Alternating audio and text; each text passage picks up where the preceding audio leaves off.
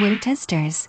Yo, what's good guys? This is Nightwing2303 from WarTesters.com, and today we got a detailed look of these bad boys right here. This is the ANTA KT1 in the playoff colorway. It's also the 73 wins edition. So this version here is different than the retail versions of the shoe. The retail pairs come with translucent outsoles, but they're not clear like this. And then they definitely don't have the 73 win branding, both on the outsole and on the tongue. But as for these guys, you can clearly see that they have the 73 branding underneath the outsole. Along with the 73, it's just a bunch of different random pictures of Klay Thompson throughout the season. Now the midsole itself is their basic foam. As far as what their foam is called, I don't really know. I don't remember them having an actual name for it. But when I personally played in the shoe, the one that was actually my size, they felt okay. It wasn't anything crazy. Something that I thought was interesting with the PE version though is that the insole not only is branded with PE logos, but it's also a much better insole than what comes with the retail pairs. It has a little bit more cushion and a little bit more support. Now the upper of the shoe is a mixture between synthetic fuse and a knitted upper. Clearly you could see the front half is synthetic, which is overlaid on top of the knitted mesh. And then the back half is pretty much all knit, and the knit is covered completely with glue, so it's very firm. It's not like real soft or anything or stretchy. And that's something that I'm not positive if that's on the retail versions of the pairs. This shoe only released in China. It's available now. If you go to WearTesters.com, I posted it in an article where not only can you get them in China, but if you live in the States, that particular seller will,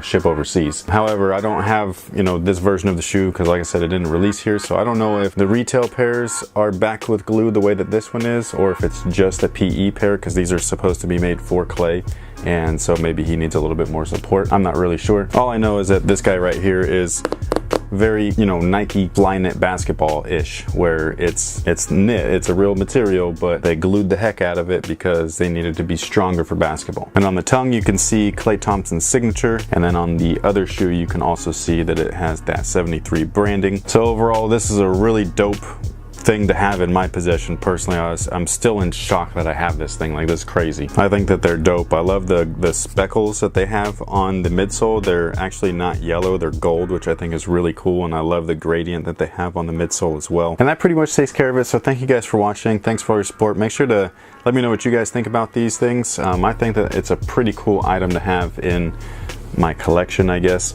I don't know what I'm gonna do with them. I want to put them kind of in here, but they take up like 3 of my shoes to 1 of these.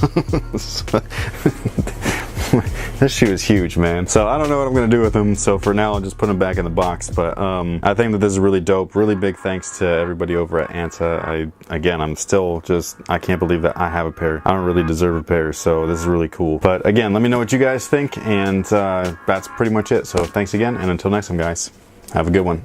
That being said, let's go ahead and just get right into it. So once again, we've received a traction pattern that looks as if it would perform on court, but it was met with poor rubber compound. Proved to be pretty lackluster for a period of time. These guys definitely need to be broken in, and that's whether or not I was on a clean court or a dirty court. The rubber